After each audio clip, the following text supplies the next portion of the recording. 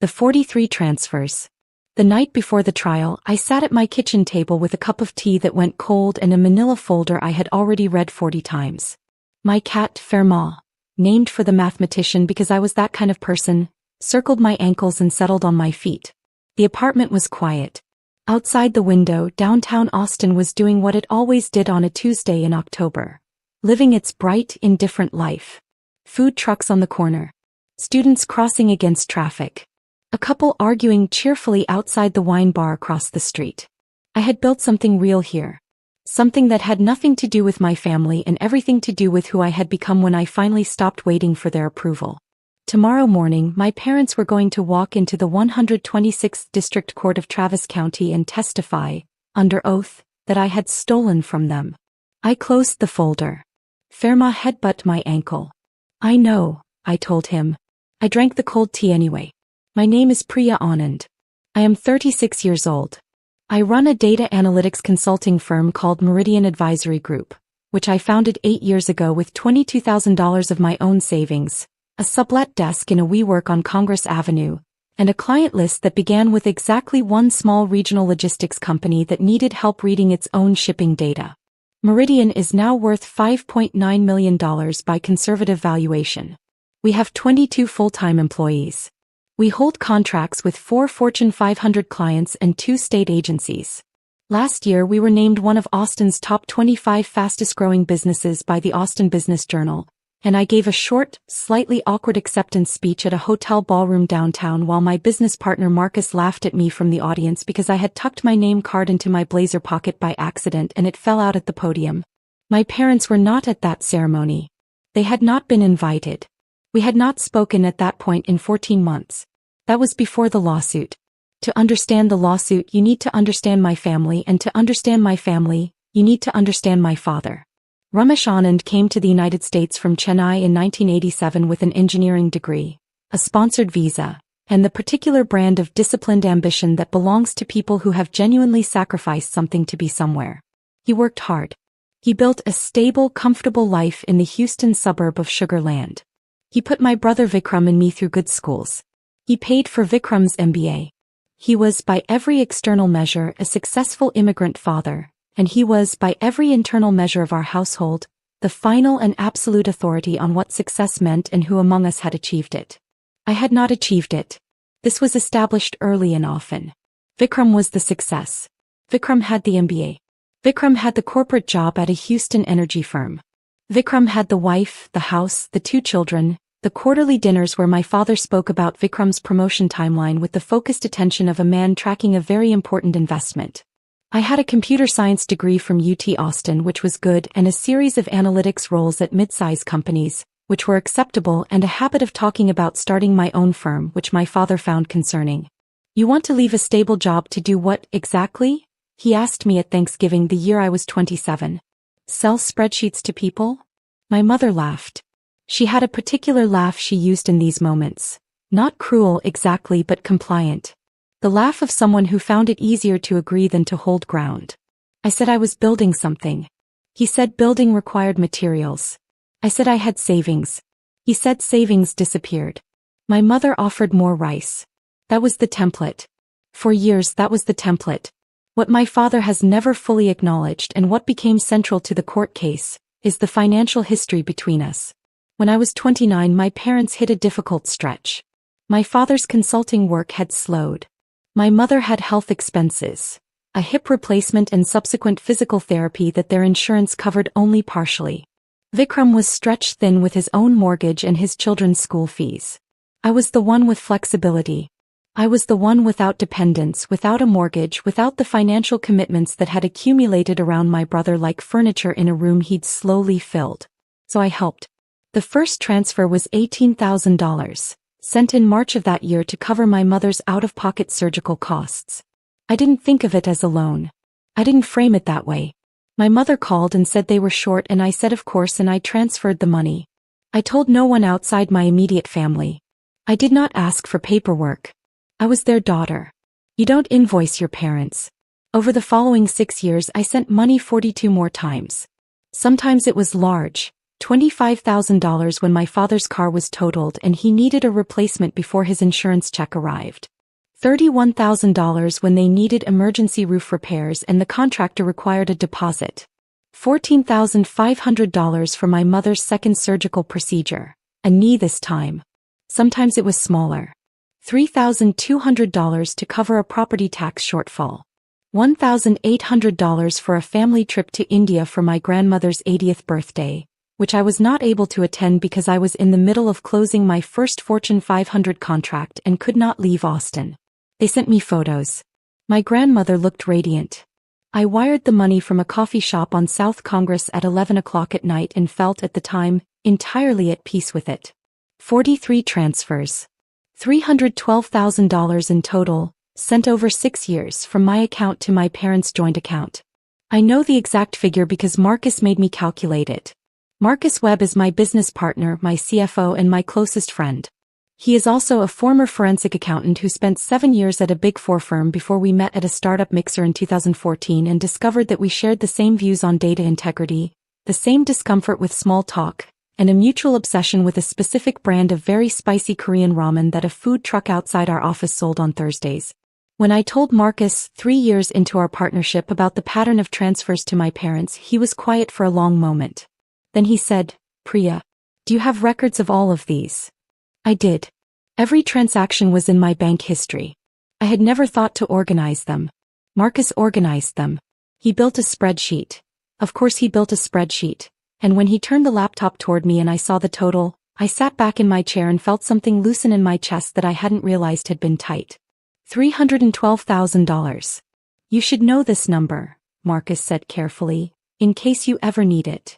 I thought he was being overly cautious. I filed the spreadsheet away. I didn't touch it for 2 years.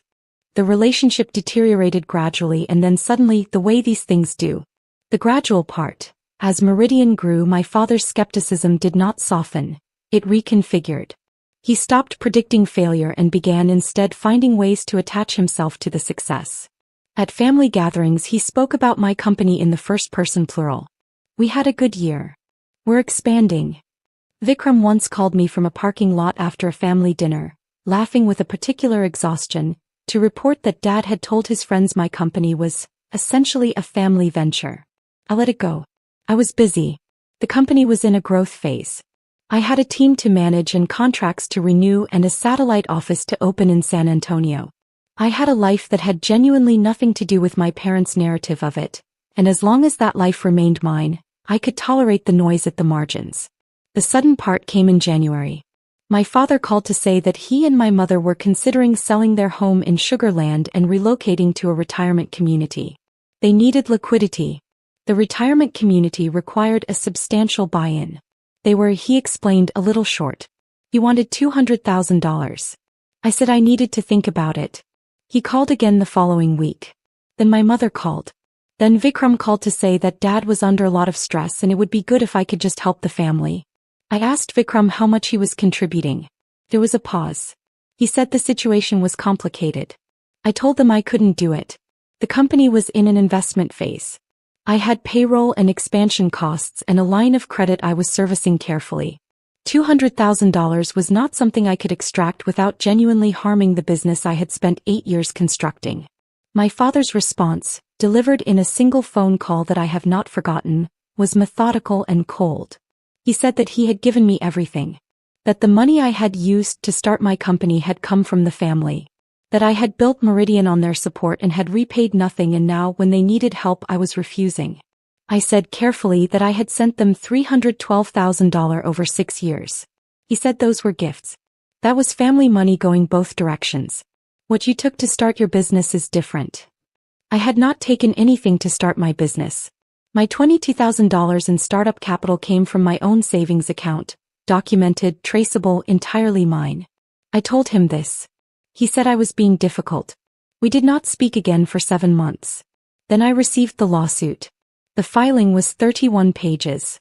My parents, represented by a Houston litigation firm called Carver & Bryce, were suing me for $5.9 million, the full assessed value of Meridian Advisory Group, on the grounds that the company had been founded using family funds, that I had been the beneficiary of substantial parental investment throughout my career, and that I had engaged in unjust enrichment at the expense of my family.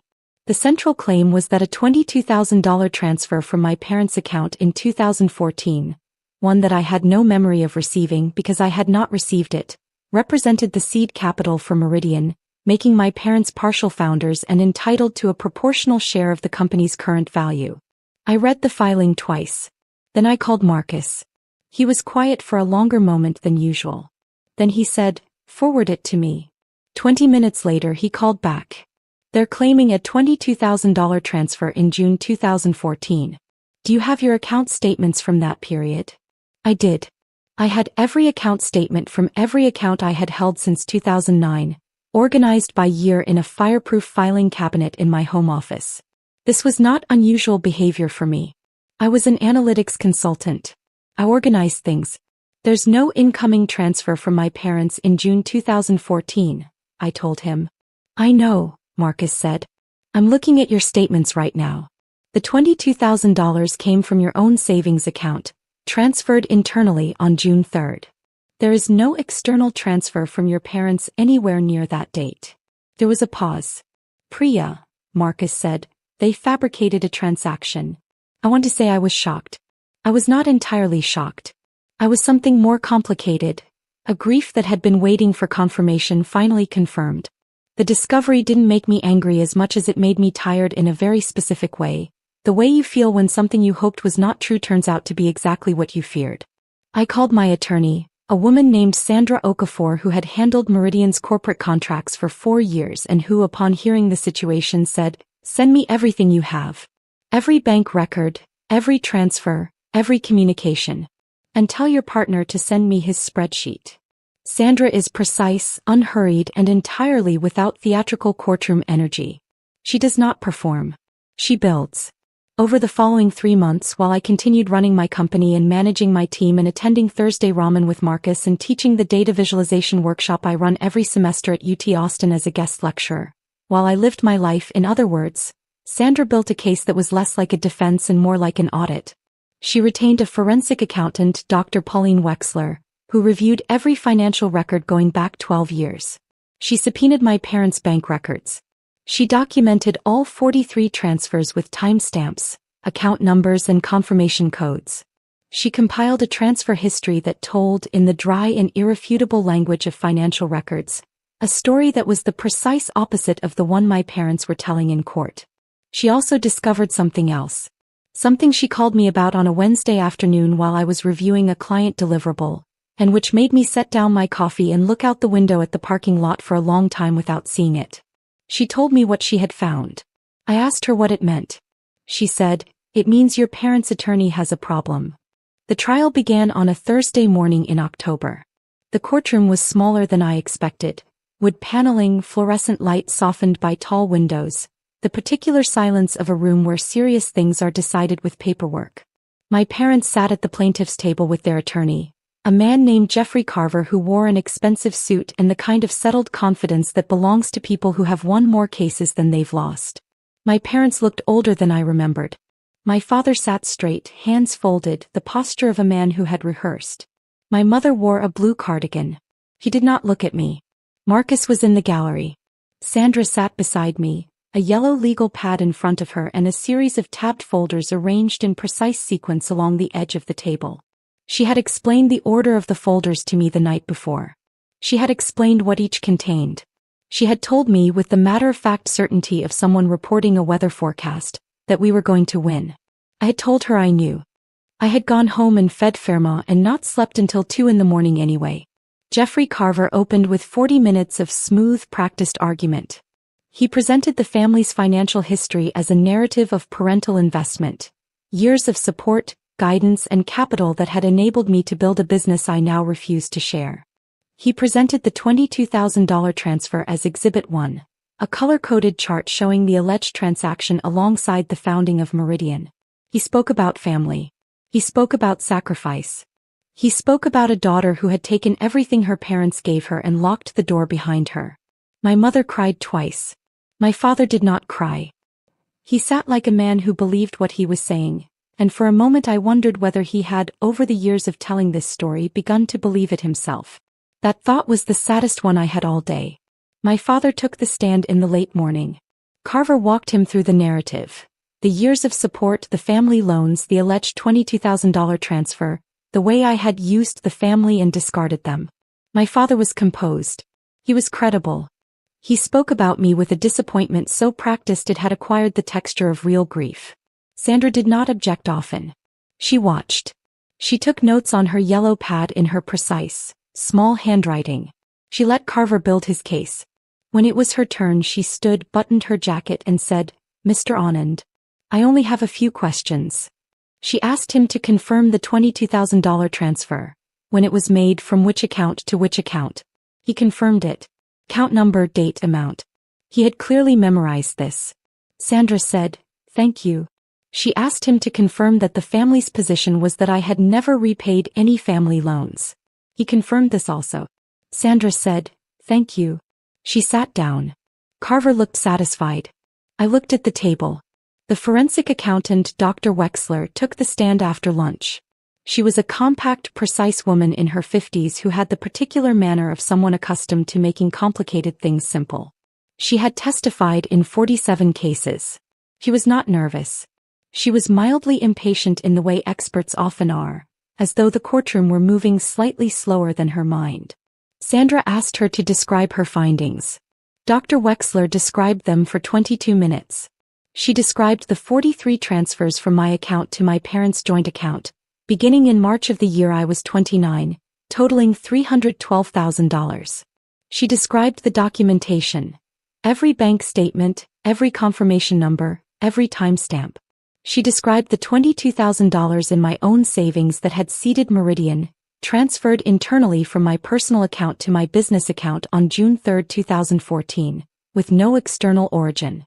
She described finally what Sandra's subpoena of my parents' records had revealed, that the $22,000 Carver had presented as Exhibit 1, the transaction that formed the entire foundation of my parents' claim, did not exist in my parents' account history.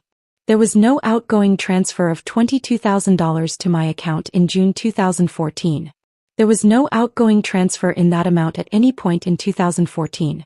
The transaction in Exhibit 1 had been constructed from a screenshot of a different transaction, a 2019 transfer between my parents' own accounts, edited to reflect a different date, recipient, and purpose.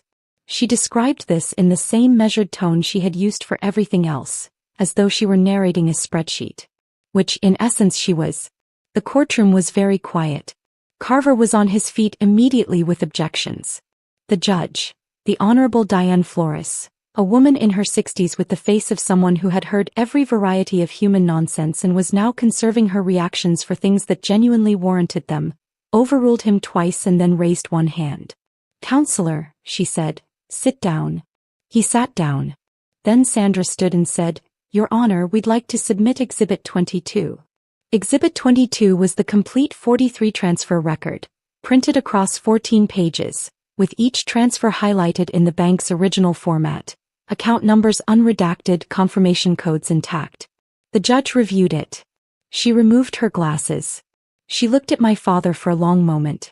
"Mr. Anand," she said, her voice very level, "I need you to explain to this court how your daughter sent you $312,000 while simultaneously failing to repay the family as you've testified." My father's attorney stood. Judge Flores stopped him with a look. My father said, those were separate matters." The judge said, "How are they separate?" My father said, "She gave us money as a family member. What she took to start her business is different." The judge said, "You've testified under oath that she never repaid any funds provided by the family. Exhibit 22 shows 43 repayments totaling $312,000. Can you explain the discrepancy?" My father looked at Carver. Carver was looking at the table. My father said nothing. The judge set down the exhibit. She looked at Carver. "Counselor, I'm going to need your client to also address the provenance of Exhibit 1. Dr. Wexler's testimony identifies it as a digitally altered document. Do you have a response to that finding?" Carver said he would need time to review the testimony. The judge said, "You have until tomorrow morning." That evening I went home, fed Fermat, and sat on my kitchen floor for 20 minutes. Not because I was devastated. Because something in me needed to be low to the ground for a little while. Needed the cold tile and the weight of the day and the strange, exhausting proximity of being seen correctly after a long time of being seen wrong. Marcus texted, "Ramen Thursday still on?" I sent back, obviously. Sandra called to walk me through the next morning's session. She was calm as always. She told me that Carver had requested a brief continuance and that the judge had granted 48 hours, not more. She told me that the altered document issue would almost certainly be referred to the state bar and potentially to the district attorney, depending on how it had been produced and who had produced it. She told me that our position was very strong. I thanked her. I made tea. I did not let it go cold this time. The second day was shorter. Carver had spent the night consulting and it showed. The settled confidence was still present in his posture but had migrated away from his eyes. He requested a meeting in chambers before the session opened.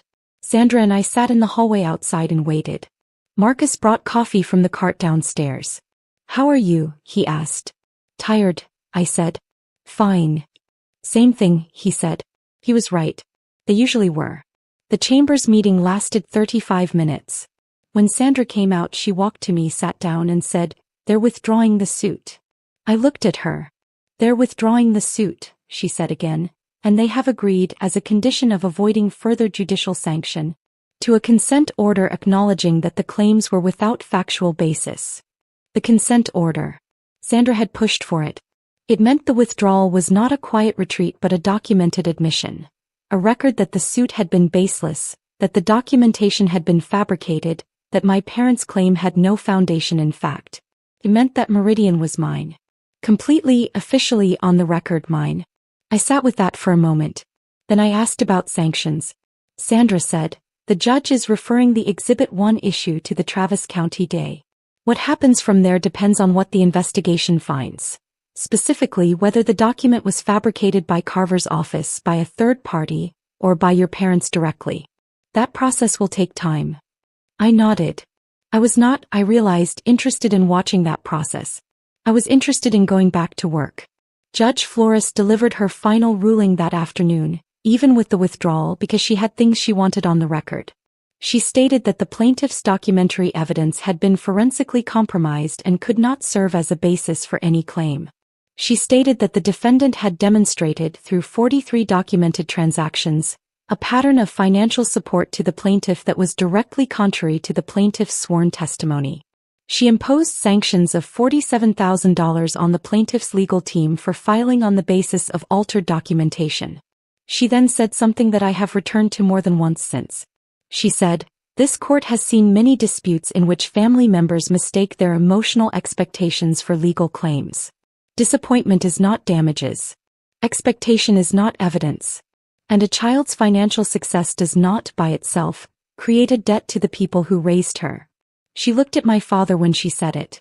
He was looking at the table. I want to tell you that there was a moment of reconciliation. That my mother caught my eye in the corridor afterward. That something passed between us. That the architecture of our family began, however slowly, to repair itself. There was not that moment.